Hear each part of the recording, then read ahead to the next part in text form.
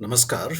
नोटबंदी के समय देश में सरकार ने कहा कि देश को डिजिटल इकोनॉमी की तरफ बढ़ना है, यानी कि कैशलेस इकोनॉमी। डिजिटल इकोनॉमी ताबड़तोड़ उस वक़्त जो है वॉलेट आए, दुनिया भर के कंपनी जिनका कोई नाम अता-पता, जिनका कोई बैंक एक्सपीरियंस नहीं था, वो सभी आकर के वॉलेट अपना खोल लिए और लोगों ने डिजिटल इकोनॉमी के तौर पर उन वॉलेट को डाउनलोड किया, जेब में कैश रखना छोड़ दिया और उस वॉलेट से अपना बिल पेमेंट, सब्जी खरीदना, ₹20 का पानी पूरी खाना, सब काम शुरू किया।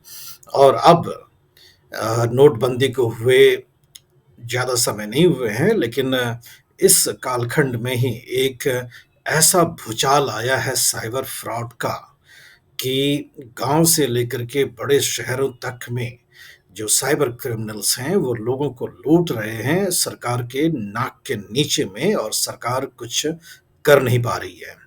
सरकार का ही आंकड़ा माने तो पिछले 3 साल में 2500 करोड़ रुपया साइबर क्रिमिनल्स ने सिर्फ़ और सिर्फ़ डिजिटल अरेस्ट के नाम पर लूटा है।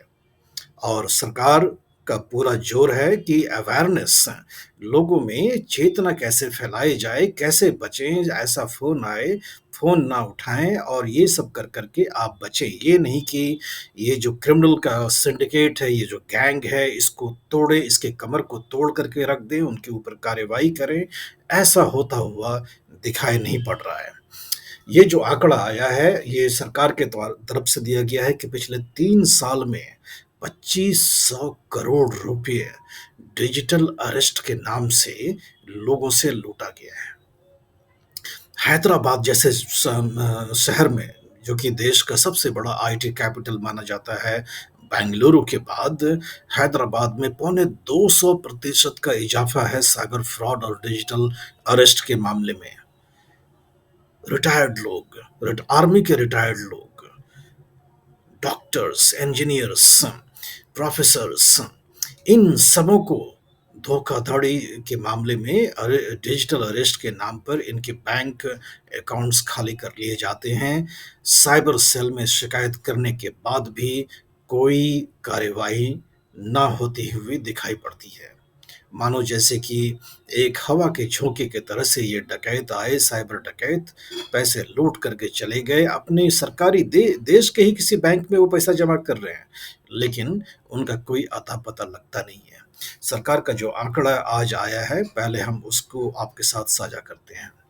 सरकार का आंकड़ा कहता है कि 39,925 ये जो डिजिटल अरेस्ट के मामले थे, ये 2022 में थे। 39,925 जो डिजिटल अरेस्ट के मामले थे, ये 2022 में थे। हम अभी 2025 में हैं। 2000 के बाद ये देखें तो 2022 में सिर्फ 91 करोड़ रुपए लूटा था इन ठगों ने, साइबर ठगों ने डिजिटल अरेस्ट के नाम पे। ये बढ़कर के 1,23,672 ऐसे केसेस हो गए डिजिटल अरेस्ट के 2024 में। 2 साल में जैसे मानो कि ये जो वोल्केनो होता है उसकी तरह ये इरप्शन हुआ है डिजिटल अरेस्ट का मामला। कहाँ महज 39,925 डिजिटल अरेस्ट के केसेस थे 2022 में, उनमें लगभग 3 गुना बढ़ोतरी हुआ मात्र 2 साल में। 1,23,672 केसेस 2024 में और 1935 करोड़ 51 लाख रुपए लूट लिए इन ठगों ने डिजिटल अरेस्ट के नाम पर 2024 में। आंकड़ा ये भी कहता है कि ये जो इनका जो मॉडस ऑपरेंडी क्या है, वो पहले तो हम एक आंकड़ा आपको दे देते हैं कि ये जो नंबर ऑफ ये जो साइबर फ्रॉड के जो मामले हैं, साइबर फ्रॉड के मामले 2022 में 39,925 थे। 2023 में डेढ़ गुना बढ़ गया, 60,676 हो गए 2023 में। 2024 में तो जैसे मानो कि एटम बम फट गया हो, सीधा डबल हो गया, 1,23,000 से भी ज़्यादा। और 2025 के सिर्फ 2 महीने, जनवरी और फरवरी में 17,718 साइबर फ्रॉड के केसेस सिर्फ 2 महीने में 2025 में। साल में 12 महीने होते हैं और 2 महीने में 17,700 हैं, तो 6 से अगर मल्टीप्लाई करते हैं उससे, तो लगभग 1,20,000 केसेस 2025 में भी होने वाले हैं, अगर यही गति बना रहे तो।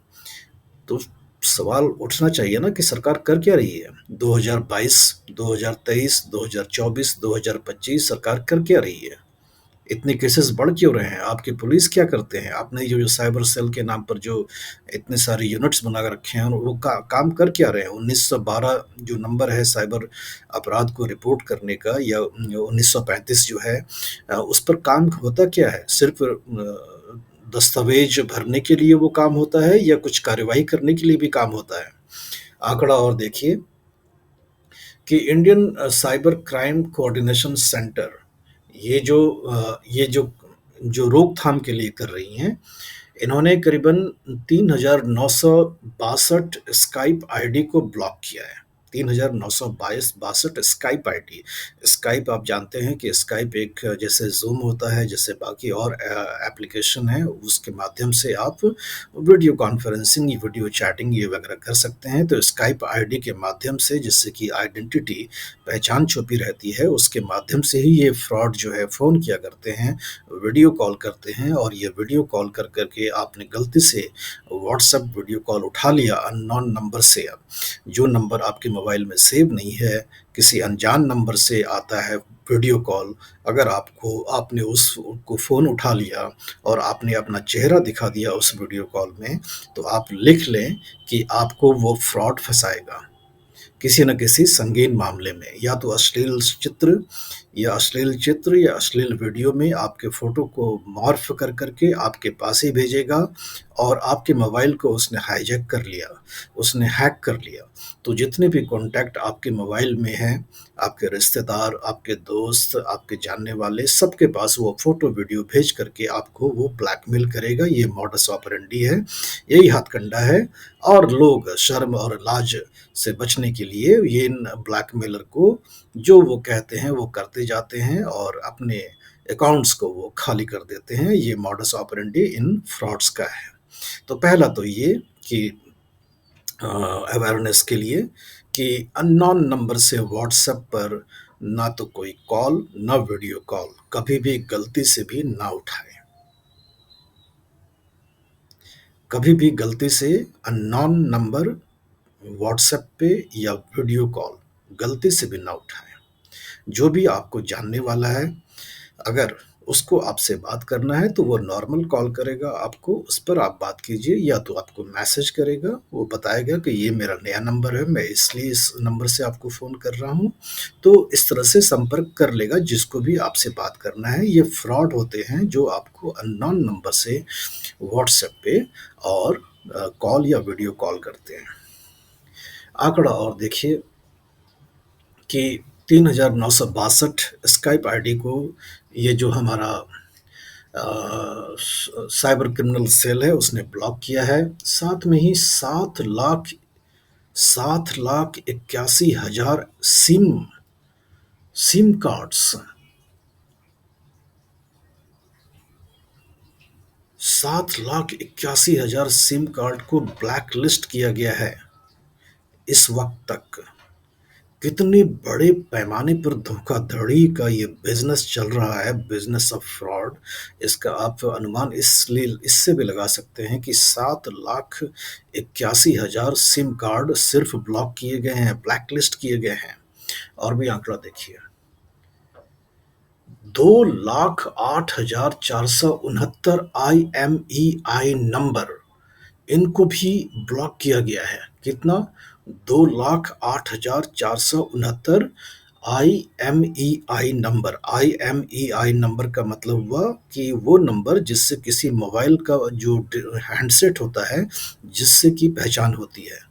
कितने बड़े ऑर्गेनाइज्ड रूप में ये फ्रॉडस्टर्स अपना ये फ्रॉड का बिजनेस कर रहे हैं, उससे आप अंदाजा लगा लें कि इतना करने के बाद भी 3 गुना बढ़ोतरी है फ्रॉड केसेस में। तो जैसे मानो जंगल की आग लग रखी हो, और कितना भी आप हेलीकॉप्टर से पानी की बौछार करें, ये आग बुझ नहीं रही है, ये जंगल की आग की तरह ये साइबर फ्रॉड का बिज़नेस फैलता ही जा रहा है और सरकार जो है, वो भी कहीं न कहीं असहाय सी दिखती है।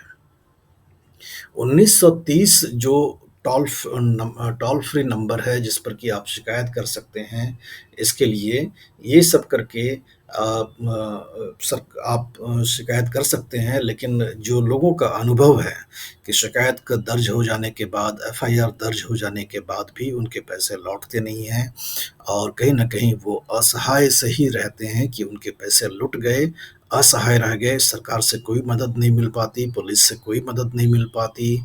ऐसे लगता है मानो उनकी नियति थी कि फ्रॉड आया, डकैत आया, साइबर डकैत आया, उनको लूट करके चला गया, उनको न्याय नहीं मिल सकता। ऐसी अवस्था जो है लोगों की बन जाती है। अभी मयूर विहार के नोएडा के अंदर में जो रिटायर्ड आर्मी के लोगों का जो कॉलोनी है, वहाँ पर एक रिटायर्ड आर्मी के ऑफिसर का केस आया कि पौने 2 करोड़ रुपया डिजिटल अरेस्ट के नाम से इन साइबर ठगों ने उनसे लूट लिया। अब इन साइबर ठगों का एक ये भी आज के तारीख में कानून व्यवस्था की ऐसी स्थिति है, डर है कि पता नहीं कौन-सा केस लगा दे, किस मामले में लगा दे, अरेस्ट कर दे, बेल नहीं मिलेगा। पुलिस, कचहरी, कोर्ट से सब लोग डरते हैं। तो ये साइबर फ्रॉड पुलिस की वर्दी बैठ कर के सीबीआई, एनफोर्समेंट डायरेक्टोरेट के अपने आप को ऑफिसर बता कर के वीडियो कॉल करके कहते हैं कि आपका जो बैंक अकाउंट है, उसमें किसी फ्रॉड के अकाउंट से आप में पैसा जमा हुआ है, तो कोई फ्रॉड एक्टिविटी हुआ है आपके अकाउंट से, तो आपको डिजिटली अरेस्ट किया जा रहा है।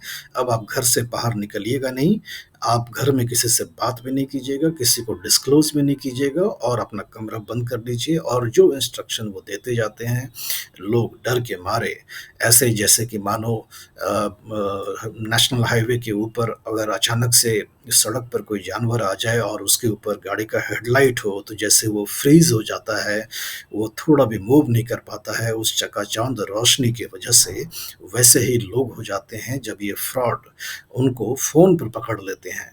एक बार फ़ोन उठा लिया तो वो फँस गए। तो सबसे पहला तो तरीका है कि फ़ोन उठाए ही नहीं। अगर गलती से आपने वीडियो कॉल फ़ोन उठा भी लिया तो अपना चेहरा तो बिल्कुल भी ना दिखाएँ उसमें। स्क्रीन को छत की तरफ कर दें ताकि उसमें कुछ दिखाई ना पड़े और फ़ोन को तुरंत काट दें। नंबर को ब्लॉक कर दें। ये आजकल ये भी एक कहने वाली ये लेजिटिमेट क्वेश्चन है कि देश में टेलीकॉम रेगुलेटरी अथॉरिटी है, एक नियमावली के तहत जितने भी टेलीकॉम ऑपरेटर्स काम करते हैं, ये जितने भी टेलीकॉम ऑपरेटर्स हैं, उनका क्या कर्तव्य बनता है कि उनके ही नेटवर्क के माध्यम से साइबर फ्रॉड उनके यूज़र्स को लूट रहे हैं और वो कुछ कर नहीं रहे हैं। क्या ऐसा विकसित देशों में होता है क्या? क्या अमेरिका में ऐसा होता है क्या? क्या इंग्लैंड में ऐसा होता है क्या? क्यों भारत में ही ऐसा क्यों हो रहा है? तो कहीं न कहीं सरकार को भी ये मानना पड़ेगा कि उनकी जो कोशिश है उसमें कमी है और अपने को दुरुस्त करने की ज़रूरत है और जवाबदेही लेने की ज़रूरत है कि उनके नाक के नीचे ये बिज़नेस ऑफ फ्रॉड फल-फूल रहा है और कहीं न कहीं उनकी तरफ से कोशिश में कमी है और उनको लगाम तुरंत से तुरंत लगाने की ज़रूरत है। जिस तरह से 3 गुने रफ़्तार से ये केसेस बढ़ रहे हैं साल दर साल, पच 91 करोड़ रुपए 2022 में, 1900 करोड़ रुपए 2024 में, तो हमें ऐसा लगता है कि डिजिटल जो हेल्थ है जो डिजिटल उसमें जो आर्किटेक्चर है सरकार के द्वारा द्वारा उसमें कमी है। ये विषय बहुत ही संगीन है, बहुत ही गंभीर है, इसे हम लंबा नहीं करना चाहते हैं क्योंकि कुछ और भी विषय जुड़े हुए हैं डिजिटल सिक्योरिटी के ऊपर, जिनके ऊपर हम अलग से एक चर्चा करेंगे नए आंकड़ों के साथ। आपके जो विचार हैं, वो हमें लिख कर के बताएँ और इस वीडियो का लिंक अपने दोस्तों और रिश्तेदारों के साथ साझा भी करें और चैनल को सब्सक्राइब भी करें। धन्यवाद।